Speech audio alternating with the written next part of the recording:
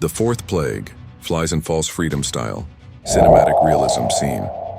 1. Early morning warning. Moses stands near the Nile, staff in hand. Pharaoh's golden chariot gleams as he approaches. Voice: God said, "Rise early, Moses. Stand before Pharaoh and say, 'Thus says the Lord, let my people go so they may worship me.'" Teaching pause. Scene 2. The forgotten half-Pharaoh smirks. His magicians look uneasy. Voice: most people stop at "let my people go," but that's not the whole sentence. God didn't just free Israel from Pharaoh, he freed them for himself. Freedom without worship becomes rebellion dressed in comfort. Teaching pause on scene 3. The warning. Ignored. The Nile wind shifts. Servants whisper. Dark clouds build in the east. Pharaoh hardened his heart again. He had seen blood, frogs, and lice, but pride will always make a man think he can bargain with God. Teaching pause. Scene 4. The swarm. Unleashed close-up. A single fly lands on a priestess hand, then thousands fill the sky. Flies swarm through windows, cover idols, livestock, even children's faces. Voice. Swarms filled every house, every corner, every breath. Egypt was consumed by the very thing they once called sacred. Teaching pause. Scene 5. The priest's purity. Shattered priests frantically try to wash their faces, scraping their skin raw. Voice. The Egyptian priests believed cleanliness made them holy. They shaved their heads, beards, and bodies every other day, thinking no hair meant no impurity. But when God sent flies born from the dust, he showed that no ritual can cleanse what only his presence can purify.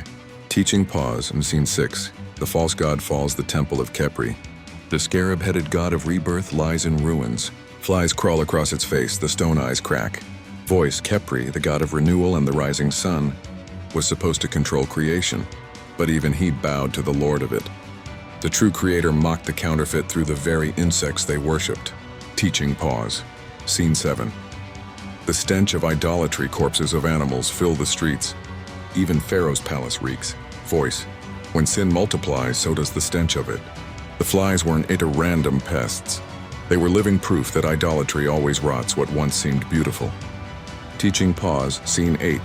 The separation. Goshen. The scene shifts. Warm light fills the screen. Children laugh. Families eat in peace. Not a single fly in sight. Voice. But in Goshen, where God's people lived, the air was clear. For the first time, God drew a visible line of protection. Judgment hit Egypt. Grace covered Israel.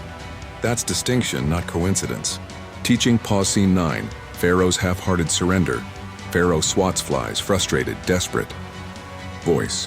He called Moses and said, "You may worship your God, but don't go far." That's how compromise speaks, and it never says, "Don't worship." It just says, "Don't go too deep."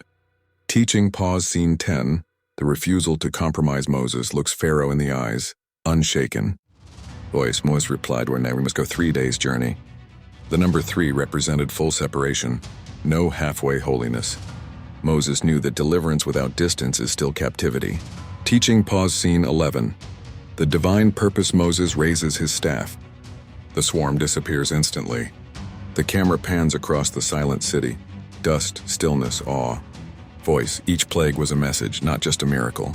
God was dismantling Egypt's economy, ecology, and theology, proving he alone rules creation, kings, and every kingdom of pride. Teaching pause. Scene 13.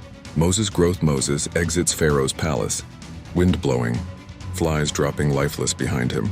His expression calm, sure, transformed. Voice. By the 4th plague, Moses is no longer timid. He speaks like one who knows God personally. This was more than confrontation, it was confirmation. Every step was shaping his confidence in God's voice. Teaching pause. Scene 14. Freedom redefined. Split screen. Egypt. Dark, polluted, broken. Goshen. Light, laughter, life. Voice. Freedom isn't just escape, it's alignment. Deliverance without devotion will always lead back to bondage. God frees us to worship, not wander. Teaching pause. Scene 15. Final reflection. When the swarm cleared, the message remained. God is Lord in the midst of the land. Freedom has a purpose, to know him, to serve him, and to show the world his power. Teaching pause.